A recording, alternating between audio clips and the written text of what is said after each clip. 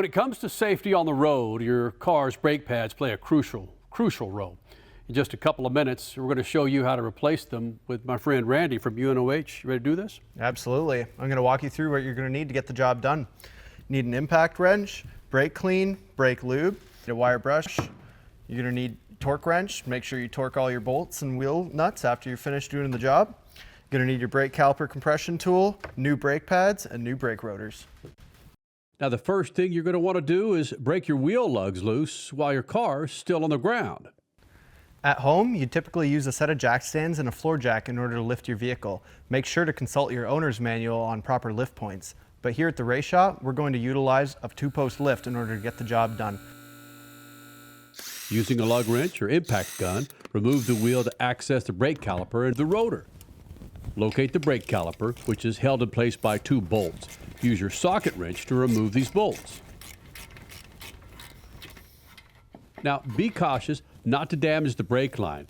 It's a good idea to hang the brake caliper to remove any tension from the brake line. So now I'm going to do an inspection of the brake caliper. I'm going to take a look around the piston and the boot and make sure that it is dry. If you see any leaking coming from your caliper, you may want to think about replacing the leaky caliper. As you can see, the brake pads are worn down and they need to be replaced. Now, gently remove the rubber caliper slide pin boots to access the slide pins. Remove both pins. Clean the pins and apply the new layer of grease. Next step, use a socket wrench to remove the 2 caliper bracket bolts. Remove the bracket and set it aside. You can now remove the rotor. Some cars, they're going to have a screw holding it in place. This vehicle does not. Remove the old clips inside the caliper bracket. Use a wire brush to clean the surfaces that hold the clips. Spray these points with brake cleaner to help remove any excess brake dust. Wipe the surface clean with a paper towel or a rag.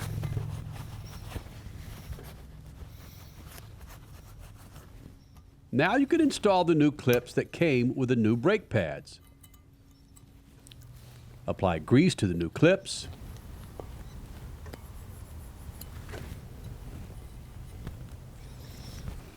Now reinsert the caliper pins, ensuring they slide freely.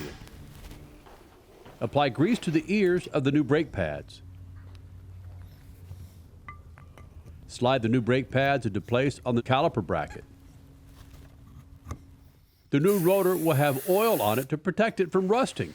Remove this oil using brake cleaner and a shop towel, and this helps prevent brake noise.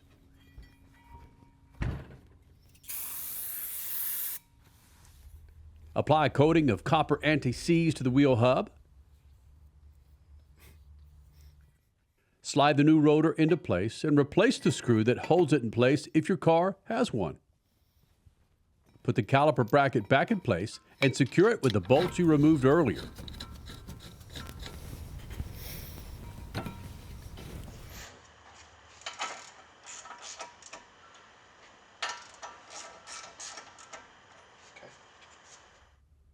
Apply grease to the backside of each brake pad.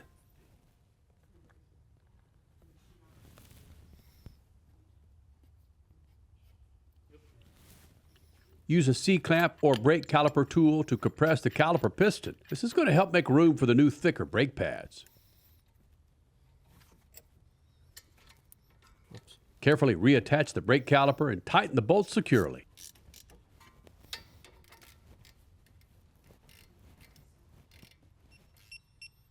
Check your owner's manual and torque the bolts to the proper specification.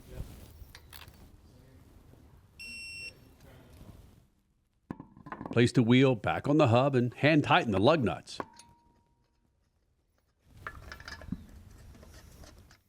Use your lug wrench or impact gun to tighten the bolts in a crisscross pattern.